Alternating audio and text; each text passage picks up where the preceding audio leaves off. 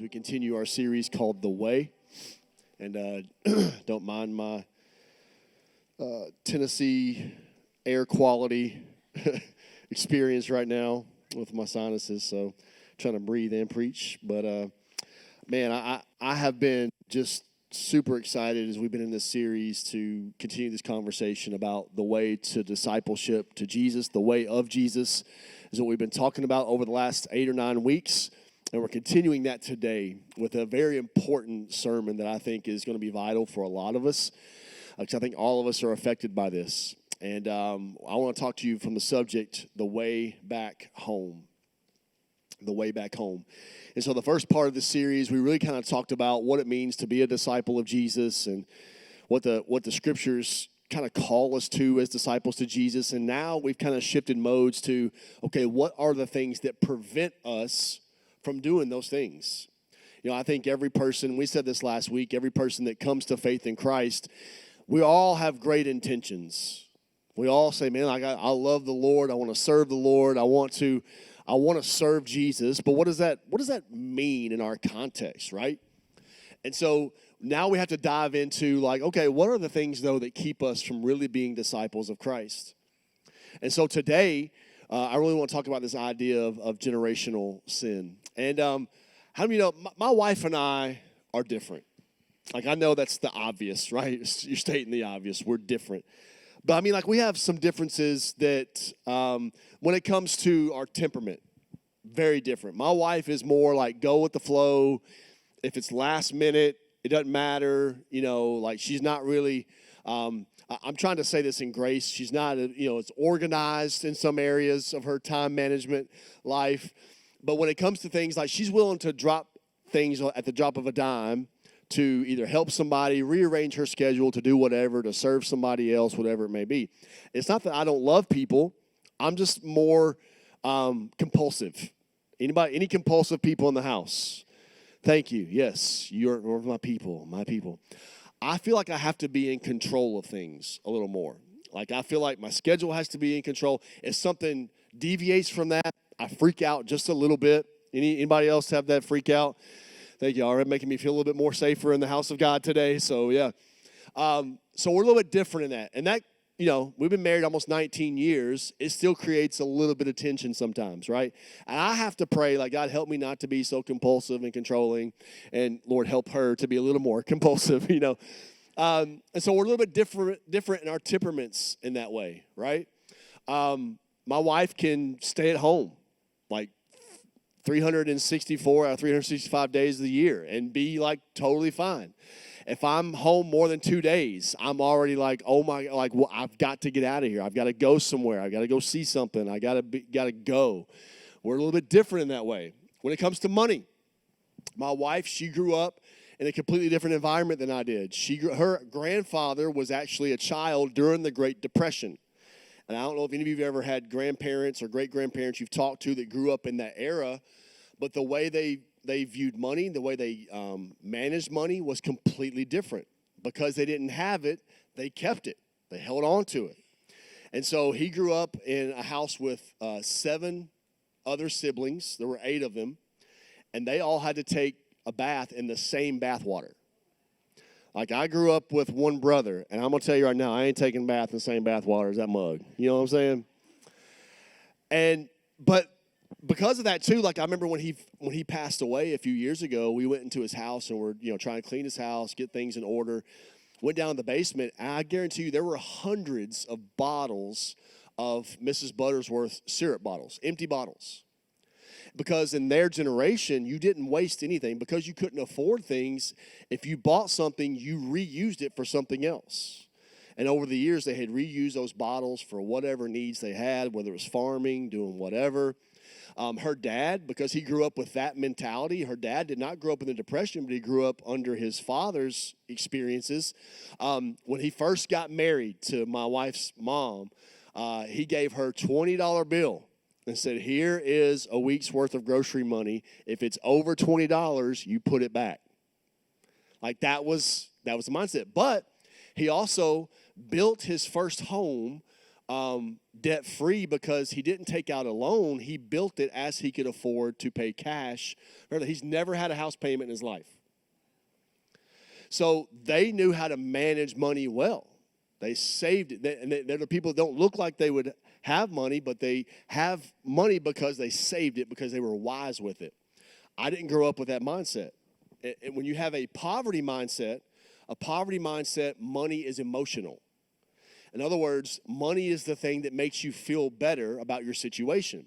That's why anytime you see people with stuff doesn't mean they have money. You realize that, right?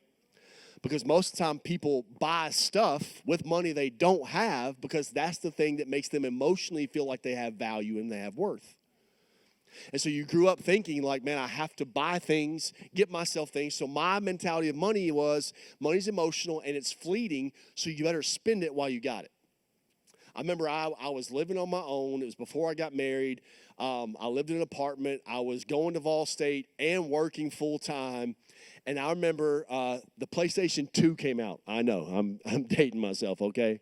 You're like, ew, PlayStation 2, wow, janky. It had just come out, and it was like $250, something like that. I remember I looked at my check balance, which I probably hadn't like updated in several weeks. And I looked on there and it said $325. Guess what? Your boy's getting a PlayStation 2. I've got the money. I thought, man, what a blessing. And I have money left over, not understanding cash flow, right? Oh, I got to pay the light bill next week, you know? Then I'm always like, how in the world am I overdrawn? You know what I mean? Because I don't know how to spend money. And so over the years, I had to learn how to become a steward, how to be, all those things. Those in 19 years, those were things we had to grow together. We had differences. And none of these things are good or bad. They're just differences, right? When it comes to religion, my wife grew up in church. I mean, she was saved, baptized at the age of 6. So she's always known a certain view of God, a certain view of the Bible, I did not. So her view of God and religion was very structured. It was very put together. Mine was chaos because I had to start forming an idea of who God was when I got saved at 18. Because I didn't grow up in church, I really didn't have, all I knew was that there were a few moments in my life as a child where we went to church and I was told that if I didn't have this Jesus person, I'm going to hell. And I need to basically behave if I want this Jesus person to love me. And so that was all I knew of my religious experience. So because of that, we had different views of different things, and we had to kind of learn how to live with that together and learn together and grow together. I had to go on a journey of learning theology and my beliefs, like what did I really believe? But because of religious, the way we grew up in our backgrounds, we had different views on things and how that was shaped. When it comes to work, my wife grew up with a value for work because work is what you did, right? She grew up, she worked in tobacco fields.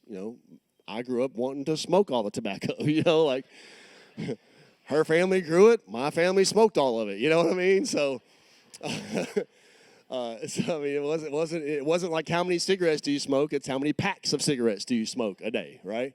Luckily, that habit never caught on with me. After about 15, I was like, this is gross, I don't want to do this. And but that was, that ran in my family. Like, you were smokers. That's what you did. You smoked, you drank. My wife, they didn't do those things, but she worked in tobacco. So they found value in work. It was work hard. I worked hard because I found value in being affirmed of my work. In other words, I only found purpose and value if I could do something, if I had a skill, if somebody could notice how talented or good I was. I didn't care about the work itself. I just needed somebody to tell me I'm good. Does this make sense to everybody? My wife wouldn't care. She don't care what you say about, I don't care what you think. I'm just going to work hard and let my work do its thing. But that was just differences. Here's what I can tell you that was the same for both of us and the same for everybody here, is that all of us were shaped by our family of origin. Our backgrounds, values, beliefs, where we grew up. Like, what we don't realize is our present is shaped by our past. All of us. Here's what we don't even realize is that sometimes it's it's regions. Do you realize that like where you grew up shapes who you are? That's why like we forget, if you grew up in the South, we live in a bubble. If you grew up in the North, you have a bubble. And if you've ever had to like we have people that move from the North here and they're like, where have I moved to, right? Like, what is a y'all, right? Or a yuns, you know?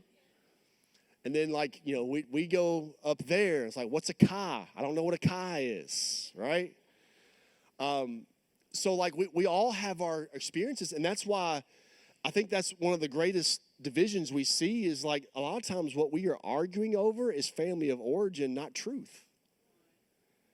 It's our different experiences. And we judge somebody else by their family of origin or experiences, not realizing, like, what am I really judging? Just because my experiences were different. Do you realize they did this study called Epigenetics? This is powerful. And they have proven that you are not only shaped by the genes, like your normal DNA from your parents and grandparents, but you actually genetically evolve by your grandparents' experiences. In other words, every generation has a generational marker, doesn't it? Remember the World War II generation. If you know anybody that grew up in World War II generation, those experiences shaped how they raised their kids, how their kids viewed the world, how they viewed everything else around them. If you grew up in the 60s and 70s when it was like free love, right? Those experiences shaped parenting in the 80s and 90s. If you grew up and your generational marker was the civil rights movement.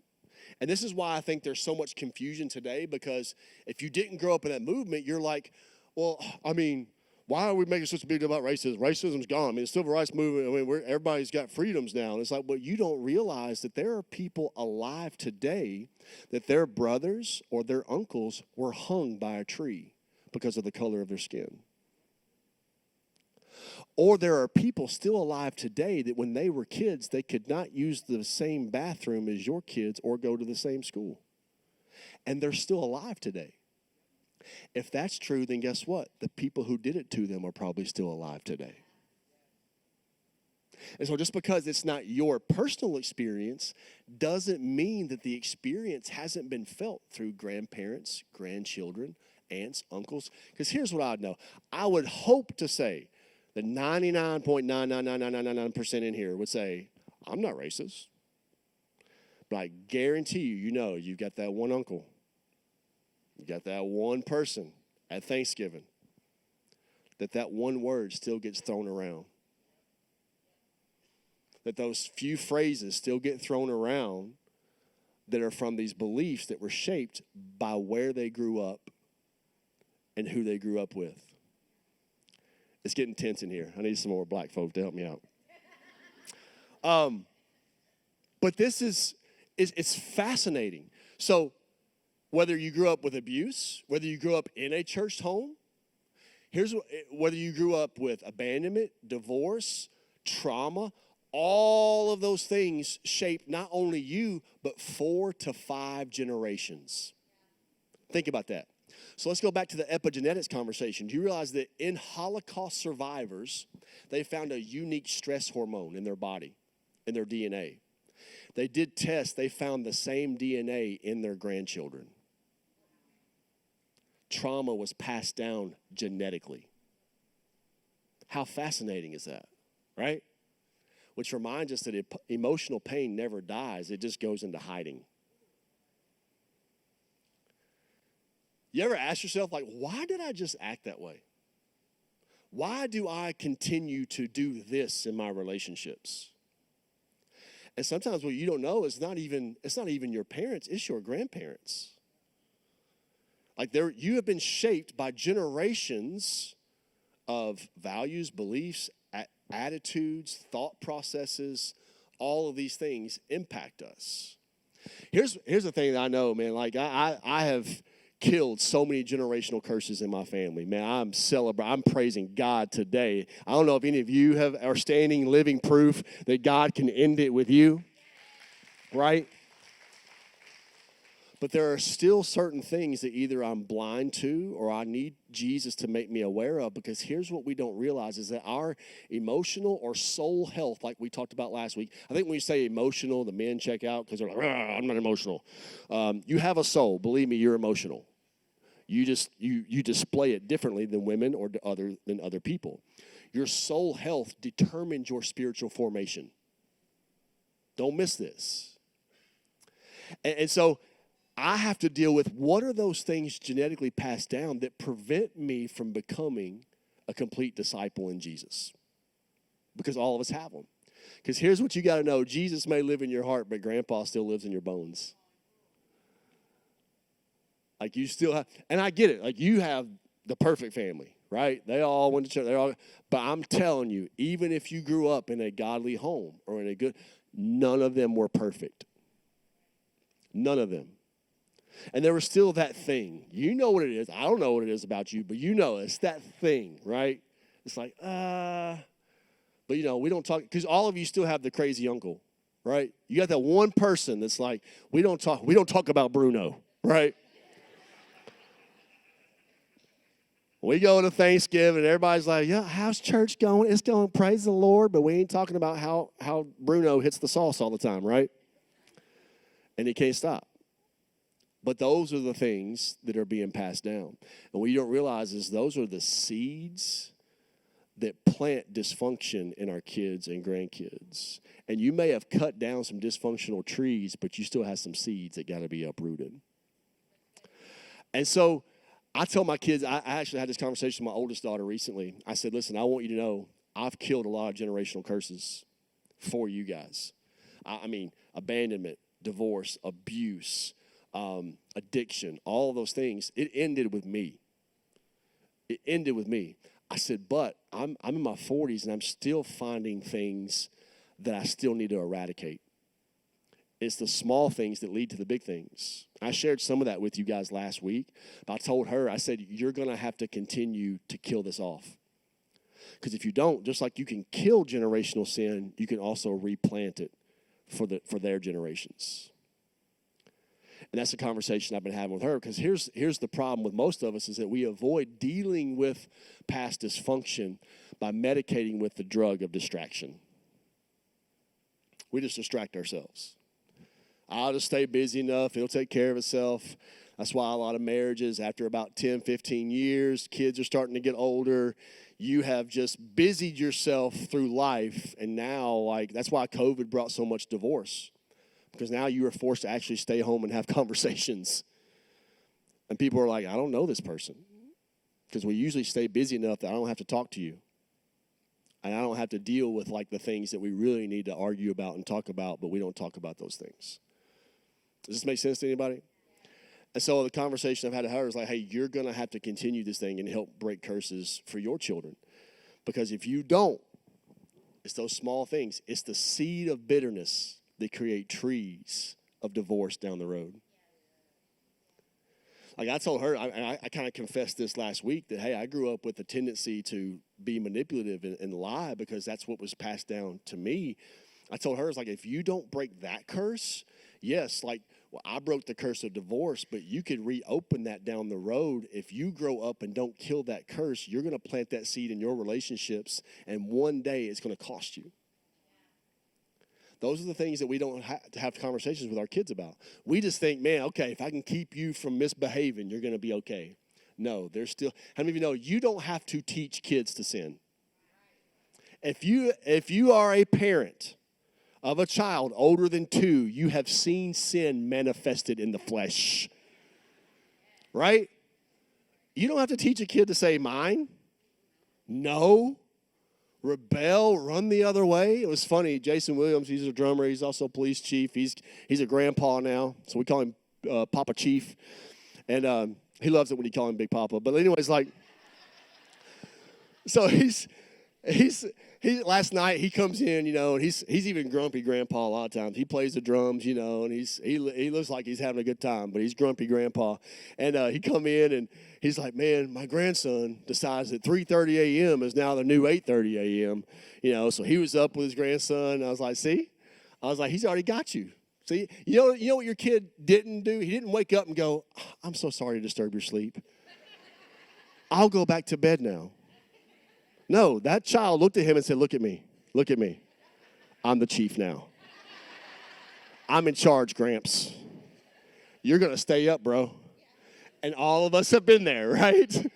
Or it's like, I'm going to, you ever have those people, like my kids are going to sleep through the night because I'm going to do this and you're like, oh my gosh, here we are, it's happening. But we don't have to teach them. It comes natural, right? They're just a chip off the old block, aren't they? And so this is incredible because it's also in the Bible. We're going to be in Genesis chapter 12, but I want to walk you through 4 generations of sin and show you how we can break free from that today. Genesis chapter 12, verse 1. Here's what's amazing. We are about to learn about the guy known as the father of faith. Like, he's known as the father of faith. He's the grandfather of Israel, the nation. Like, think about it. He's known as the father of faith in the New Testament. His son Isaac's known as the promised son, the anointed one, the chosen one, right? Jacob, his grandson, is known as Israel, fighting for God, fighting with God. Like, there's all these powerful names, and yet they all were super dysfunctional. Doesn't that give you hope? The thing I love is that Jesus names us according to our potential, not according to our parental dysfunction. I'm grateful for that. And what's amazing, you're going to read this story about men of God that are known in the hallmark of faith, but they got more dysfunction than families in South Alabama. Let's talk about this. Genesis 12, 1 through 4. The Lord had said to Abram, leave your native country. I find this interesting. Your relatives and your father's family, and go to the land that I will show you. I will make you into a great nation. I will bless you and make you famous, and you will be a blessing to others. I will bless those who bless you and curse those who treat you with contempt. All the families on earth will be blessed through you. If you're sitting in this room today, you are sitting here as a product of the original Abraham covenant. Isn't that amazing? And he says, so Abraham departed as the Lord had instructed, and Lot went with him. Abram was 75 years old. I find 2 things interesting. One, we know if he's 75, he's lived a long time under his relatives' upbringing, right? We don't know a lot about his upbringing, but we know that God had to actually call him away from his family, not to isolate him from his family and say, you need to leave them behind, but to leave behind their generational sin. Check this out, verse 10. This is where it gets really interesting. Because again, we have no idea about his upbringing, anything like that. At that time, a severe famine struck the land of Canaan, forcing Abram to go down to Egypt, where he lived as a foreigner. As he was approaching the border of Egypt, he has this interesting conversation with his wife, Sarah. Look, you're really beautiful. When the Egyptians see you, they will say, this is his wife. Let's kill him, then we can have her. So please tell him that you are not my friend, not my neighbor, not an acquaintance, my sister. Tell him you're my sister. Then they will spare my life and treat me well because of their interest in you. Wow. One, like, can you see the value that was not placed on women or wives to say, listen, I'm more concerned about my life than yours. I don't care what happens to you. Just tell them you're my sister so that way our family will be spared. Pretty crazy, right? And sure enough, when Abraham realized or arrived in Egypt, everyone noticed Sarah's beauty. When the palace officials saw her, they sang her praises to Pharaoh, their king, and Sarah was taken into his palace. Then Pharaoh gave Abram many gifts because of her: sheep, goats, cattle, male and female donkeys, male and female servants, and camels. Dude got wealthy off of lying about his wife being his sister. Crazy, right? But the Lord sent terrible plagues upon Pharaoh and his household because of Sarah, Abram's wife. So Pharaoh summoned Abram and accused him sharply. What have you done to me? He demanded. Why didn't you tell me she was your wife? Why did you say she is my sister and allow me to take her as my wife? Now then, here is your wife. Take her and get out of here. Pharaoh ordered some of his men to escort them, and he sent Abram out of the country along with his wife and all of his possessions. Wow. Lied, manipulated, But he escapes. It's like, okay, learned a lesson there. Probably don't need to tell him this is my sister. It's my wife, right? God watched out for him. Happy ending, right? Let's jump to Genesis chapter 20. I can't make this stuff up. Genesis 20, verse 1. Abraham moved south to the Negev and lived for a while between Kadesh and Shur. And when he moved on to Gerar, while living there as a foreigner, Abraham introduced his wife Sarah by saying, "She is my sister." So King Abimelech of Gerar, this is important to note. Everyone say Abimelech. This is going to be important in a few moments. Sent for Sarah and had her brought to him at his palace. But that night God came to Abimelech in a dream and told him, "You are a dead man, for that woman you have taken is already married." Wow. So this wasn't like a moment of like, I just had a slip. You know how most of us act like we just, oh man, that was a total accident. This is a deeply ingrained sin. For him to say, my first response in any situation where I feel threatened is to lie and manipulate. Let's jump down. Verse 8. Abimelech got up early the next morning and quickly called all of his servants together. When he told them what had happened, his men were terrified. Then Abimelech called for Abraham. "What have you done to us?" he demanded. "What crime have I committed that deserves treatment like this, making me and my kingdom guilty of this great sin?" Look at this. "No one should ever do what you have done. Whatever possessed you to do such a thing?" Have you ever asked yourself that? Or asked your kids that? Whatever possessed you to do such a thing? This is crazy. This is not a bad judgment in the moment. This is a learned behavior. Isn't this wild? It gets better or worse, however you want to look at it. Genesis 26. Let's go over. But you know what? God's faithful. The promised son shows up. Isaac's here. And surely Isaac is going to break these generational curses because this is the promised son. Isaac. Until you read chapter 26, starting with verse 1. A severe famine, sounds familiar, right? Now struck the land, as had happened before in Abraham's time. So Isaac moved to where? Gerar, where who? Abimelech, the king of the Philistines, lived.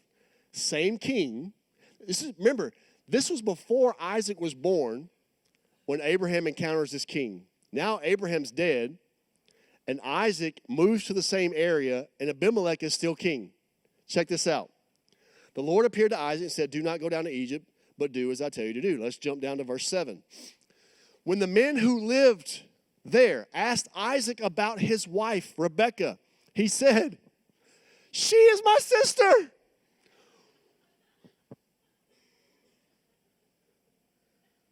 Are we on an episode of Maury? What is happening here? He was afraid to say, "She is my wife," he thought. "They will kill me to get to her because she is so beautiful." Does this sound familiar? But sometime later, Abimelech, king of the Philistines, looked out his window and saw Isaac caressing Rebekah. He's like, that ain't right. Immediately, Abimelech called for Isaac and exclaimed, "She is obviously your wife, bro. Why did you say she is my sister?" "Because I was afraid someone would kill me to get her from me." You know, sometimes even the generational attitude of paranoia and jealousy will destroy family trees. Because what paranoia does is it convinces you something's going to happen even though there's no threat. And it says, "Because I was afraid someone would kill me to get her from me. How could you do this to us?" Abimelech exclaimed. "One of my people might easily have taken your wife and slept with her, and you would have made us guilty of a great sin." Then Abimelech issued a public proclamation: "Anyone who touches this man or his wife will be put to death." Well, surely it's going to end with Isaac's son, Jacob. I mean, here's Jacob. The problem is like they already named him. When he was born, he had a twin, Esau, and he came out holding on to the ankle of Esau. So they named him Deceiver because they said, "Oh, he's trying to be born first." Already in the womb, they're fighting for the birthright. So they named their child Deceiver. And you think maybe it's going to break with there until we fast forward to Genesis 27, verse 18. And look what Jacob does. So Jacob took the food to his father. My father, he said, yes, my son. Isaac answered, who are you, Esau or Jacob? Now, this is a different lie, same sin. Jacob replied, it's Esau, your firstborn son. I've done as you told me. Here's the wild game. Now sit up and eat it so you can give me your blessing. Isaac asked, how did you find it so quickly, my son? And check out this kind of manipulation. You ever use God to manipulate what you want? The Lord, your God, put it in my path, Jacob replied. Isaac commits the same exact sin. Jacob now lies. And here's the thing. We see this thing multiplying, don't we? We see that in several cases, check out the combination of sins we see down 4 generations. Lying, manipulation, mistreating women, sexual addiction, favoritism and sibling rivalry. Think about this. Abraham favored Isaac because he was the promised son. Remember, he had another son through his servant, and he actually kicked them to the road. And he favors Isaac, and then Isaac favors Esau over Jacob, and then Jacob favors his son Joseph. All this favoritism and sibling rivalry doesn't work out too well because favored sons usually end up failed fathers. And we saw where Abraham had 2 sons with 2 different women, and then Isaac has 2 sons with 2 women, but then Jacob has 12 sons with 4 women. It just keeps multiplying, doesn't it? And the deceiver gets deceived, doesn't he? Because he's created a sibling rivalry. Can you imagine? Like, I had sibling rivalry. There's like healthy sibling rivalry, right? Like, I'm going to beat you, right? Ha, ha, ha. But then there's like, we're going to make up a lie to manipulate our father and have you sold into slavery and tell him you're dead. And they do that. And what do? They take his coat home drenched in blood, and they say, your son was killed by a wild beast. The deceiver gets deceived. Generational. The lies, the manipulation. Some of you are in the 4th generation of a sexual addiction. Pornography. You're in the 4th generation of alcoholism, drug addiction. It's there. It's in, like, I can look on both sides of my family tree and tell you, like, it's littered on the Clyburn side, the Petty side, all of it, just littered with prison, abuse, abandonment, divorce, you name it, it's on there. And I look back, I mean, there were times I didn't know either of my grandfathers very well. I got to meet them and be around them sparingly. My mother's dad more so when I was a kid. But my mother's father, my grandfather, he was what was called a functional alcoholic. I mean, he could drink 2 cases of beer and work all day, and he was one of the best heating and air guys in Sumner County. I mean, everybody would call him first to do a job, but he would be lit all day. He could play guitar, sing, talented. And those are some of the fond memories I had as a kid when we would go visit, but then I would hear all of the horror stories from my mom and my aunt and my grandmother about the abuse and the affairs and the womanizing and all this stuff. But I'll never forget my mom, she even posted it one day years ago. She's like, man, you look just like your grandfather. I remember I'd be so mad because I'm like, I don't want to be anything like this man. I remember her telling me one day, my daddy, he was such a vain man. He never wanted a hair out of place, and he always was so consumed about his looks. And I thought, dear God, like, that was handed down to me. Like, it's a dysfunction. Or like, I mean, all my life, I've been like, so, like, I find value in what other people think about how I look. It's been the thing that has driven me for so many years as a teenager and as a young adult. And I thought the very person I didn't want to be anything like, I actually have all the same characteristics minus the alcohol that are just as destructive and dysfunctional. I know, it's just me in here. I know everybody else is struggling with this. Y'all just pray for your pastor, okay? We'll have prayer after, and y'all can just pray for me. But is this speaking to anybody? I mean, it's like the old song you sang at VBS, right? Father Abraham had many sons, and they were all screwed up, right? They left that part of the song out. That was the fourth stanza. But then we read this scripture, because this is where we're trying to reconcile and make sense of it all.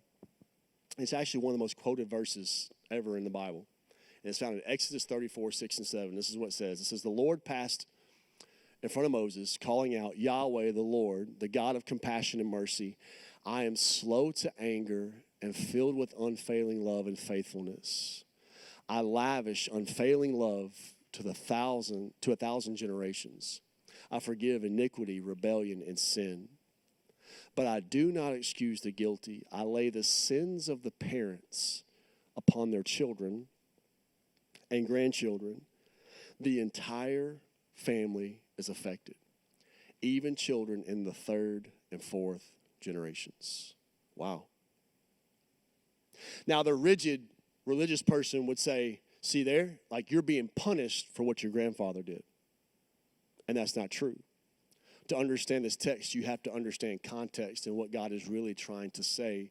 And it's three things that I want to give to you quickly. The first one is this: a parent's sin has consequences for their children and their children. You have to know that. Let's take divorce, for example. It's a very prevalent subject that we have conversations around. What God is not saying is, I'm going to punish your grandchildren for the divorce that you had. What God is saying is there are consequences for the divorce that will affect your grandchildren. Does this make sense? So when the Bible says that God hates divorce, most of us will receive that as, if you get a divorce, God hates you. And he's so angry that you would do that because he hates it. But what you don't realize is that God hates divorce because of what it does to his children. It creates intimacy issues. It creates commitment issues. It creates purpose and identity issues. Because here's the thing, and here's the hard conversation, right? Because it's a whole other sermon, but it's like there are some divorces that are valid. There are some divorces that, man, this is unavoidable. This is something that it's not God's will for this person to stay in this abusive marriage or whatever it may be. But it's still a consequence to the children and their grandchildren. That's why it breaks God's heart. That's why who you choose to marry is a big deal. And so he's saying, listen, I'm not trying to punish you. I'm just telling you the consequences have a ripple effect. Some of you know, if your parents divorced as a child, you may not see it now, but as an adult, you start looking back and you start realizing, man, no wonder I have these identity issues, because I'm trying to find affirmation. I'm trying to find somebody to tell me I'm good enough. The second thing we see is that sin runs in the family. It does. It runs in the family. We see it. We see it throughout Scripture. We see it in our lives. How many of you know we are all born in the image of God, but we are bent towards certain behaviors and inclinations? It's the original sin concept. It's understanding sin's not just passed down by choice, it's passed down genetically. Because of what Adam did in the garden, all mankind carries that sin in them. You have an inclination to want to do your own thing. It's in us. It runs in the family. Now put that into whatever specifics that means for you and your family. It could mean man, is there a long line of abuse? Is there a long line of violence? Is there a long line of bitterness? Is there a long line of imprisonment or incarceration or whatever it may be? I have to confront those things. Remember what I said? Confront, disrupt, replace. So that I can conform those things to be more like Jesus and less like myself. And last but not least, you can break free. You can break free. So when you look at this scripture, I want you to imagine two scales. And remember, we actually talked about this recently in this series, that because of God's holiness, he is a God of justice. Remember we said this at Easter. Somebody had to pay for sin. I'm grateful that he chose to take that payment on him and not choose us to pay for our own sin, right?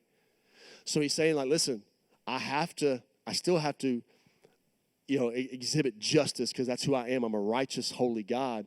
But I want you to imagine the other part of the scale is mercy. And it is down to the ground. It far outweighs God's justice. And what he says is, listen, I know you got a lot to break in your life. I know you've had to overcome a lot. I can sit around and go like, you guys don't know my story. Woe is me. Or I can go, you know what? God gave me the power and the strength to not look at the size of the mountain I had to climb to get where I'm at today, but notice how the size of the mountain compared to the size of my God and what he is in my life and what he has the power to do in my life. His grace far abounds. And he says, I want to give you the power and the strength to break whatever stronghold lies in your family tree so that your children and their children will pass on something different. And it's this idea of like he gives grace. His grace is strong enough to break us free from sin that is committed by us, sin that's done to us, and sin that's done around us. Because I get it. Some things that happen in our life were out of our control. Can we agree with that? God says, I got grace for that. But there are things that it's affected you and now it's controlling the way you behave and do things. He says, but I also got grace for that. He said, I just want you to know my grace far outweighs my justice. Isn't that incredible, guys? And that's why I want you to know, I told you earlier, listen, your past, it shapes your present, doesn't it? But here's what's cool, is that our present is shaped by our past, but it doesn't have to determine our future. You can break it. You say, man, I'm going to break free from this. It's going to be different with me. And it's not just the external big sins that people see. It's the things that linger in my heart that have the opportunity to plant a seed that can continue that tree of dysfunction if I don't kill it today. I get it. Some of you here, you're so mad. Like you grew up in such a religious environment. Like you're anti-church, anti-God. You're only here because somebody brought you here. You're only here because you're doing a favor for somebody. But some of you don't realize you're not really anti-God or anti-faith or anti-church. You're anti the experience you had. Your family of origin has caused you to have a certain view, belief system, and value system toward an entity. Instead of going, can I separate myself from my experience and realize, man, but what does God say? What does God have the power to do in my life? Because every single one of you here are a walking, breathing miracle. Because you're here today to hear the gospel that can change your life. That when I choose the way of Jesus, it trumps the way of my family origin. 2 really quick challenges to put it into application today.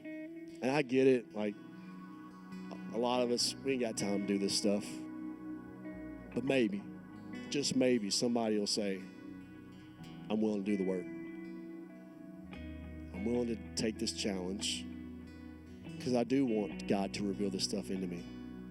And so the first one is you got to look back in order to move forward. And I want to give you a resource to help you do that.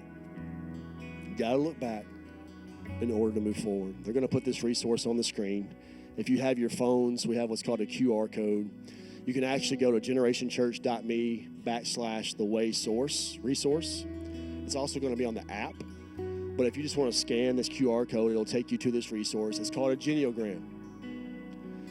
And what it does, it basically just tracks to both sets of grandparents. So if you've got aunts, uncles, basically everything up to both sets of grandparents, you'll see a key at the bottom that, you'll mark each one. Was there a divorce that happened along the way? Was there an addiction? Was there an affair? You'll kind of see the key. It kind of helps guide you through how to create the geniogram. Now, it's probably not the easiest conversation starter at Thanksgiving. What I'm not asking you to do is call grandma up this week. Hey, Granny, how you doing? Were you promiscuous at all? And it's like probably not a good idea. But maybe just sit down and say, hey, tell me about your upbringing. Tell me about your marriage. Tell me about some of your experiences growing up. If you do this correctly, this is not about a witch hunt. It's not about blame shifting and trying to figure out, well, I want to know who done this to me and made me this way. I'll go ahead and answer that. You did. But what it should do is create empathy and compassion. Because I used to have so much bitterness toward my parents until I realized what they grew up in. You know what I really discovered about my own mom and my own father? They actually did way better than they probably should have when I saw the life they grew up in. And it made me have compassion and empathy for them. Because I'm like, man, my heart's broken that they had to walk through what they had to walk through. But now I can look at them and go, hey, I'm going to break this for you. That's what it should create in you if you do it correctly. And last but not least is seek the right help. Facebook ain't where it's at, so you know. But if you remember last week, I gave you three living systems, right? It's the personal obedience. I got to figure out where's that gap between knowing and doing. I got to close that gap in my own life. I need a community of grace and truth. And then I need a reflective lifestyle. I need the spiritual disciplines in my life. I need those things active. So the simple challenge is read the New Testament, especially the Gospels. I have 2 resources I would highly recommend that we sell in our bookstore. One is Emotionally Healthy Discipleship. The second one is An Invitation to a Journey. Both are available in there. That coupled with the Gospels, coupled with joining a community of people that you can talk this stuff through, pray through, get connected. That is the beginning of the journey. It's not, hey, when you do these 4 steps in 6 months, you're going to be set free. No. Can I tell you, I'm 44. I'm still in process of breaking some curses. And I'm having to tell my kids, be aware of this in me, because you need to break it in you.